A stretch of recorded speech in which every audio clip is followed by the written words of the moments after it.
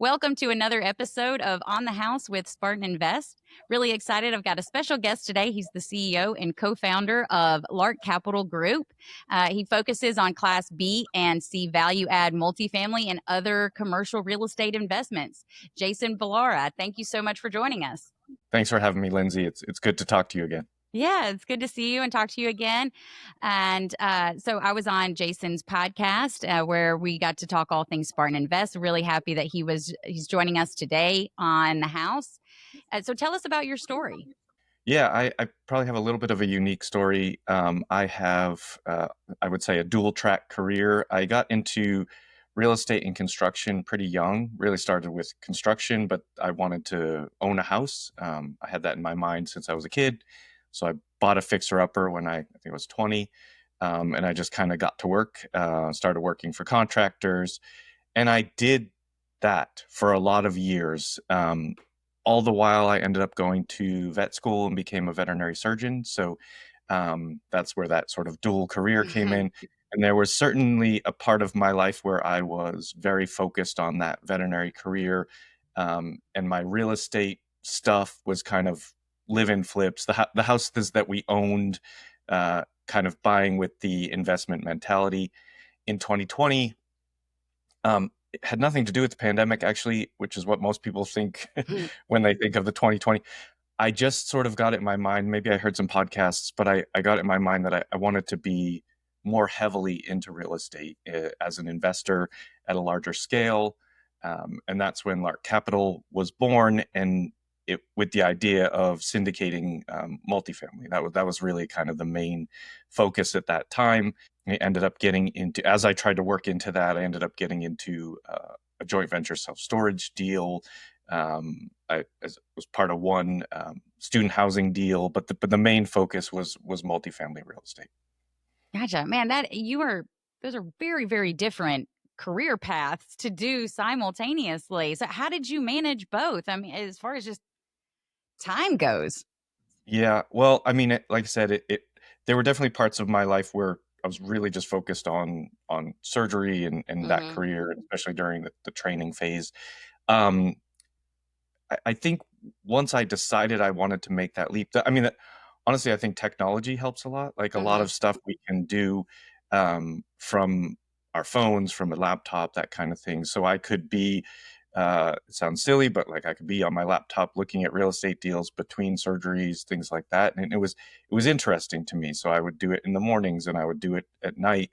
I also read David Green's book, Long Distance Real Estate Investing, which up until that point had never really considered that I could invest away from where I lived. Hmm. And so that kind of helped shift my mindset around that a lot, that it was like, oh, people do this kind of all over the country, especially Right. in the syndication world. Like some people are syndicating right where they live, but a lot of people aren't. And so I just started diving in more and more, and got better at time management. I sometimes look back, now I have kids. I look back and it's like, what did I do with all that time before I did all of this stuff? Right. So, I guess you just kind of figure out how to better use your time. But it's Yeah. been now I don't work for anyone else. I own my own surgery business. Mhm. I have the real estate stuff, and so I get to make my own schedule, which doesn't necessarily mean working less, but it means I have control of the time, and so that actually makes it a lot easier than having to be somewhere at a specific time that someone else Right. tells. Yeah, absolutely. So when you first kind of came to the realization, because I think that's a pretty common misconception with investing in real estate in general, whether syndications, single families, that you need to do it locally, right? Like you need to have the hands on and stuff. So kind of once you came to that realization and saying, hey, okay, well, I'm going to grow this. Kind of where did you put your X on? Where did you mark your place to go? Yeah, it turned out to be Atlanta for a couple of reasons. Mm. I mean, I like the market, but also a mentor of mine had been investing in Atlanta, so I was sort of introduced to that market by her. And then also, sort of coincidentally, a friend of mine had moved from Los Angeles to Atlanta, ended up getting her real estate license, like residential real estate license. And when I first started thinking about long distance investing, at first I thought it was going to be single family type investing because that's what I really knew. Hmm. I at one point owned a three family in Boston, but like that was as big as I had gone before all of this.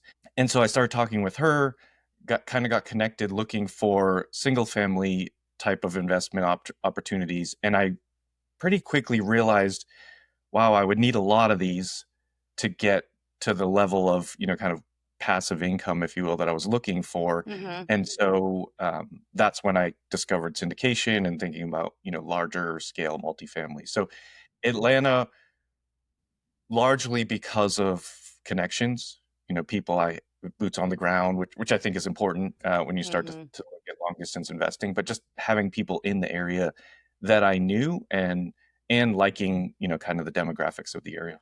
Yeah, absolutely. I mean, it's a great, it is a lot bigger than most other metro areas in the Southeast, but there is still a lot of ample opportunity in Georgia, just in general.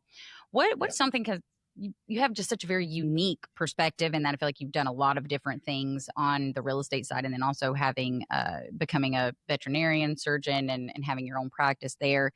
What's something that you think in growing Lark that people may not see? What is something that you may have struggled with or that you found extremely successful that other people might find kind of surprising? Yeah. Uh, I, that's a great question. I don't know if this would be surprising, but maybe because a lot of people do ask that question of like, how do you do all of this? And I think that was one of the hardest things when I first started syndicating. The first couple of years, I did still have a W-2 job, and so it was kind of balancing all of that, and then eventually left the W-2 job. But I think learning how to be an entrepreneur and in charge of my own time was, it sounds amazing on paper. It's like, yeah, everybody wants to wants that freedom, but yeah, it's pretty hard to manage because, at least especially in the beginning, I'm a little better now, but I would tend to go like real hard for, days, weeks, what, like, oh, I'm gonna do all of this stuff, and it was like getting up early, staying up late, still trying to make time for at the time we had a 1 year old in 2020, so just trying to like do all of it all at once all the time. I was not managing my time well because I was just trying to do too many things in a kind of a chaotic fashion.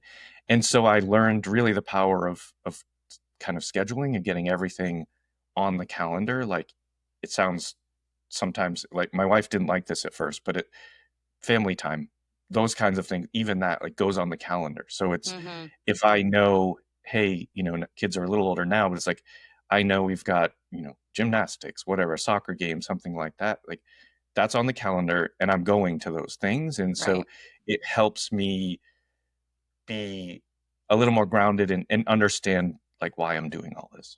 Right. No, I mean, I think that that's a good point in setting those boundaries, and that's I feel the same way, and that you can get lost in all the things that you have to do when growing a company, growing a business, anything, and regardless of what it is, you can completely lose yourself. If you're a highly motivated person, you can lose yourself in all of the tasks that need to get done. So having those boundaries and having that in your, kind of set aside on your calendar, I think is great. I do the exact same thing. I get, this is a pretty common topic as well for me, is that, like, how do you do the kids thing, and the business, and et cetera, et cetera. And it's like, I know sometimes I'm going to have to stay late. I know sometimes I'm going to have to travel and be away, but I'm going to make up for it when I come back. So, and pull back on some hours. So when I'm on trips, like, I'm working the entire time because I know that when I get back, I'm going to shut it off and Right. make sure it's a priority. So it's just something that you do have to, in your mind, make sure you set aside, because you can get lost in it. You can get burnt out. All of the things. What when you're evaluating a deal within Lark, what would you say is the biggest thing that you look for? I mean, is it returns? Is it market? Like, what's the biggest thing that sticks out to you? That's changed a lot over the over the last few years with the way that things have gone in the market. Probably the best way to answer that is with the lessons I've learned through some of the challenges of this market. I would say that the debt structure, if it's not the most important thing, it's like 1A and 1B. 1A being probably the debt structure if we're talking specific deal. And then I think it's a funny thing, in residential real estate, people talk about location, location, location. Like that's what everybody associates with, buying Right. houses. Yeah. When I was getting into commercial real estate, it was no, that it's all about income. It's all about kind of the numbers behind it, which it is, except for guess where people want to live. They want to live in a nice location. So even if you own an apartment building, location still matters. I think maybe far more than we necessarily give it credit for in that in the industry. So I think it's really those two things. Debt structure, like I don't want to be forced to sell. And so you have that, you have to have enough time frame on it. A lot of times when we started buying, almost everybody was buying on bridge loans. And Mm-hmm. so it was like you've got, 1 to 3 years to get out of that loan. Well, if the interest rates double in that time, that's a big problem. So Yeah. that's where a lot of the challenges have come from. So I think, debt structure, um, location, like truly matter, like not just market, but very specific neighborhoods. Mm-hmm. Atlanta's humongous. There are parts of Atlanta where you probably don't want to buy in, and there are parts Right. that are beautiful. Um, and I would say maybe the third thing is just like partnerships, teams, like the people that Mm-hmm. you work with. I think we're talking about the, the time use and how the way you manages it all is by having people on your teams that help you, like that that do the thing. We've both got podcasts. Like there are other people that are going to edit that podcast, Oh, and so I think absolutely. I can't take hardly any credit for this podcast, right? Like this is the right, magic of other people, right. We just 100%. sit here and talk. Like it's not Right. actually, it's not so hard. It's just kind of all the work that goes on behind the scenes with other people. So I think that's maybe I would say those three things, and honestly hard to say like which one's actually Right. more. They all come in pretty big at certain times. Talk a little bit more about the importance of the debt structure. You talked about it about regards of like term, but is there anything else that you could elaborate on when you're evaluating a deal and it's like how important different aspects of the structure might look outside of term? Yeah, yeah, and then maybe this is a big part of what changed, right? In Mhm. when interest rates ran up and the market kind of stalled. But so term meaning length, for people that don't know, we're talking about kind of how long the loan is. So instead of it maturing in 1 to 3 years, you can get commercial debt for typically up to 10 years. But certainly I would say you want to go at least 5, 7, 10, something like that. Um, we could we could argue for or against adjustable rate interests, or adjustable interest rates.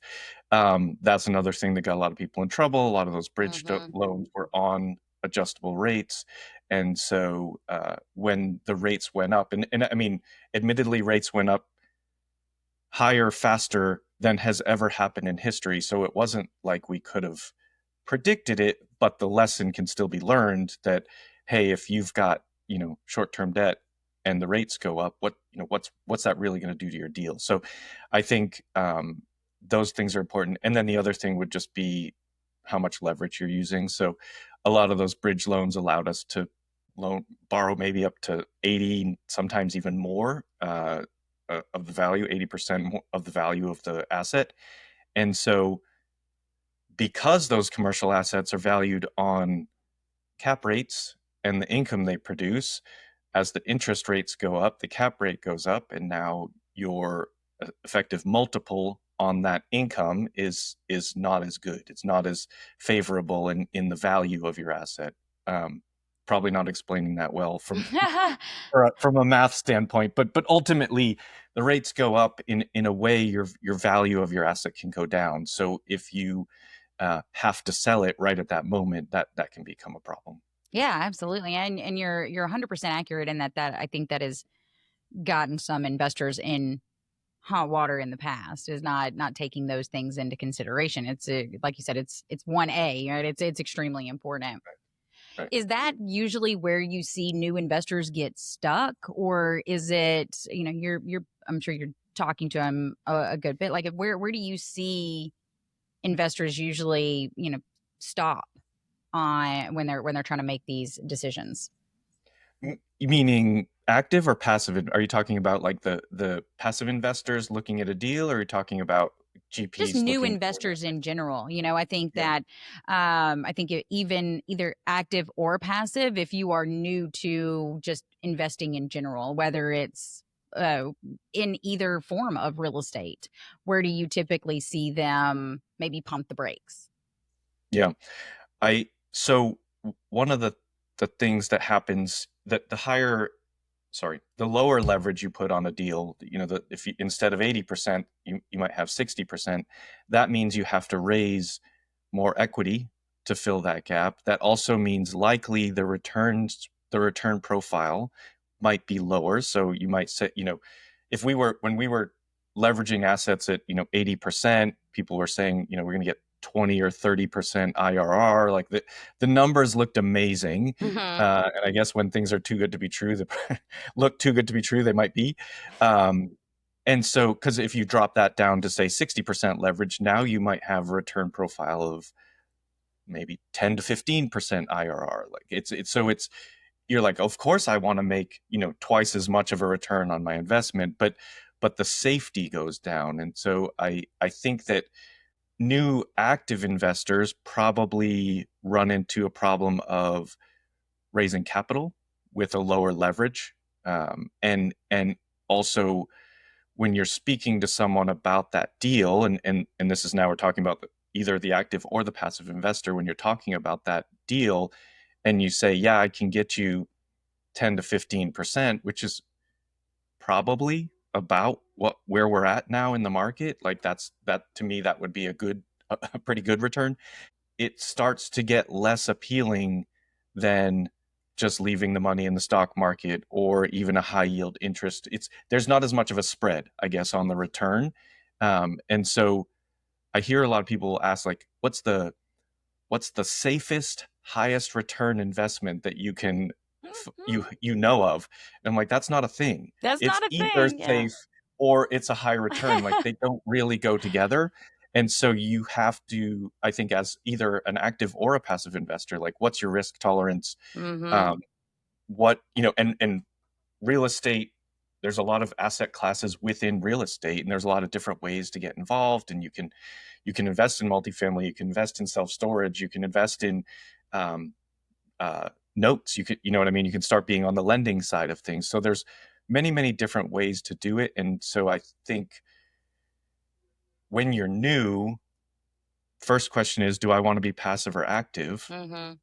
And the second question is, like, in what asset class or in what form do I want to invest my money, and what's my risk tolerance?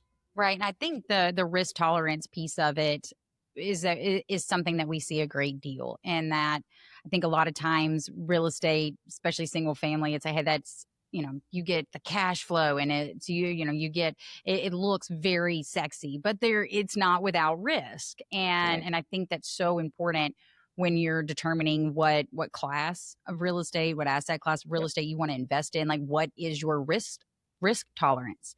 And if it's extremely low, then it may not be for you. And we've had these conversations with investors. It's like, hey, look, if you are extremely concerned that at some point that your property, that your resident might have to go into eviction, and that property might not cash flow for 2 months, and if that is going to keep you up at night, then this is not for you.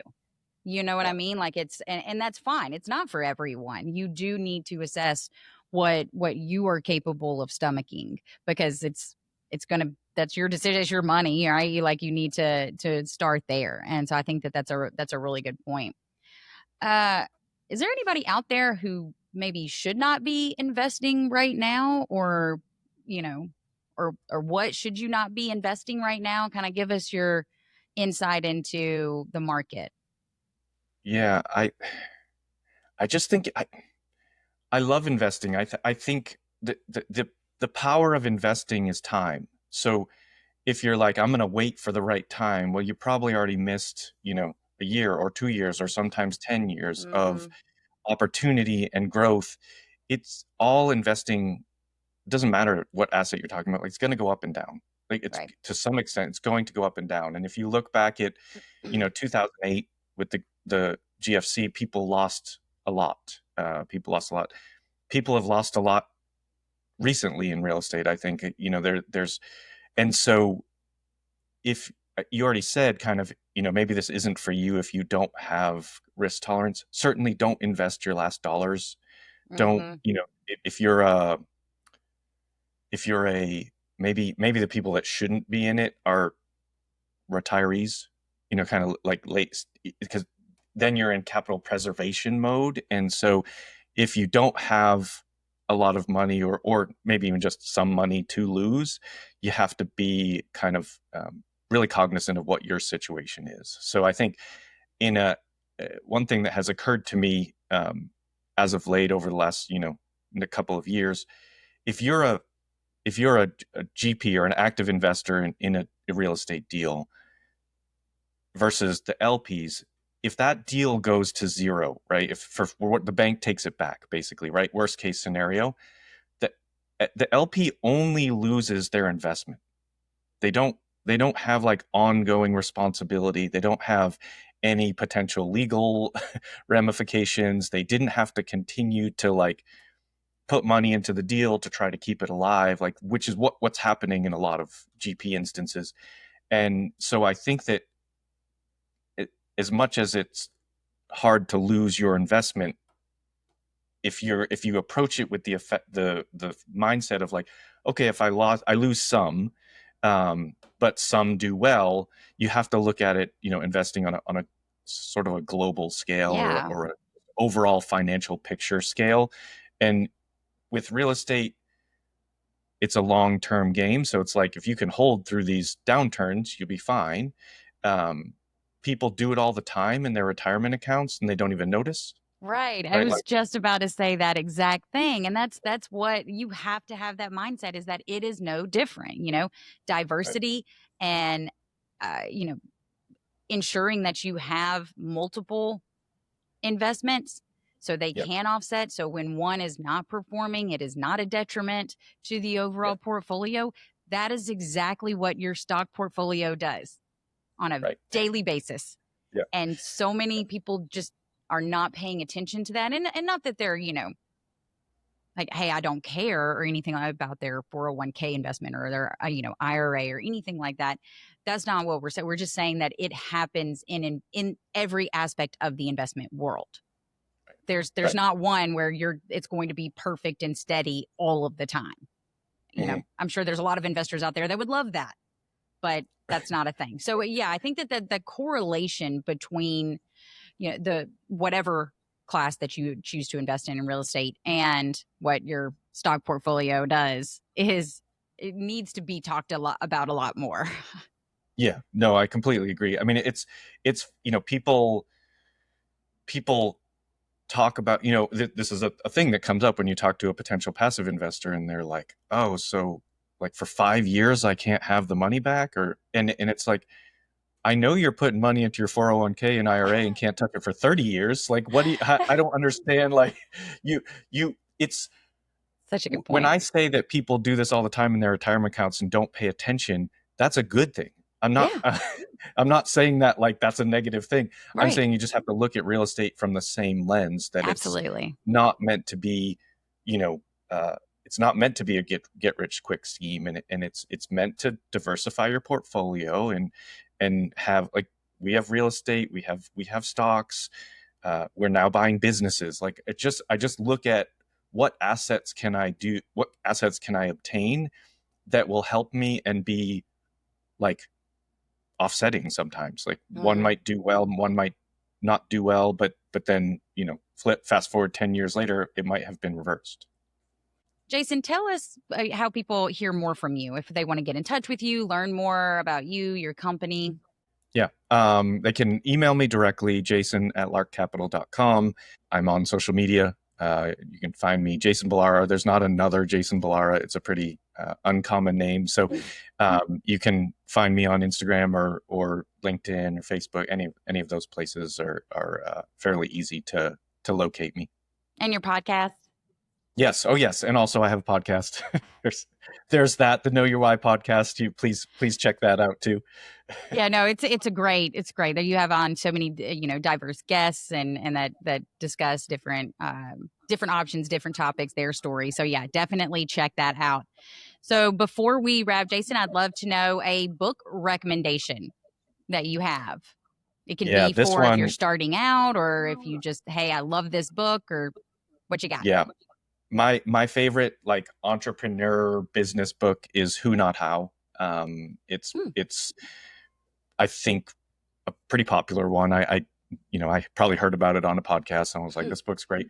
And but it is funny enough. We had friends over last night, like literally had this conversation. He's an architect, started his own business, and is like struggling with, I have so much to do. How do I get it all done? And this is where like that team piece we talked about earlier just comes in. It's Mm-hmm. like there's no way I do what I do without the people that I have working for me in the Right. businesses. Like there's no chance. And so I actually gave him Who Not How last night. I was like, read this. It'll it'll change your life. It's kind of obvious. The title tells you what it's about, is like Right. finding people to help you in the right seats. But what it did for me, it almost kind of in a way like gave me permission. When you start to think, I need an assistant, I need blah blah, and it's like, and I had these thoughts like, who am I to deserve an assistant? Like that's Agree. ridiculous. Yes, Like, and absolutely. so you have those thoughts but it's like, guess what? Every high achieving CEO and entrepreneur has, like, they have an assistant, probably multiple. And so it's kind of just realizing where that your time is valuable and where it's best spent. No, I couldn't agree more. I know we talked about this very topic, on your podcast, and that it's just crucial to any successful person. You're not getting there alone, and the quicker you realize that, the more successful you're going to be at a faster pace, and that you need to offload the things that are not your strengths as well. And that's what I spend a lot of time talking to my team about, is that I've an incredible team, but also sometimes you can get in the weeds with like, oh, I've got to do this and this. It's like, hey, this is not where you need to live. Like, you're not an admin person, like you need to put that on someone else and focus on what you're best at. And I couldn't agree more on the assistant. I felt that way for years. I'm like, I don't need, I can handle this. I don't need an assistant. Right. It was the best decision I've ever made as a business owner. I can promise you that. 100%. Bringing on Yep. somebody that you can like just trust and give them things to take off of your plate. Yeah. Gosh, I couldn't recommend more. I Yeah. completely agree. Now I'm like, I want more of those. I mean, mine is amazing. So I think it can take some. You have to be careful in that hiring, and Hmm. the first one might not work, but still, it's just well worth it. It's well worth that investment for to get your time back, and Right. also Be more just efficient. Yeah, be able to focus on things that are going to move the needle, that are going to help your business grow, that are going to help your investment portfolio grow. It's just crucial. And I think a lot of times too, and I feel very passionately about this. I think a lot of times people are hesitant to delegate because they're like, hey, look, like, what if the person I hire doesn't work out?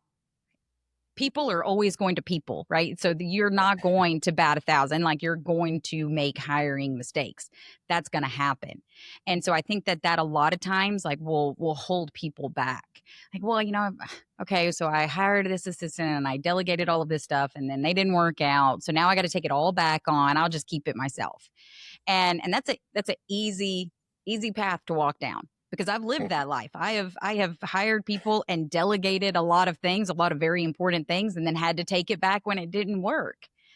But then it's like, how do I get the right person on that, on the bus in that seat to be able to take that? And you have to keep that the main focus. Yeah. Well, and you get better at that.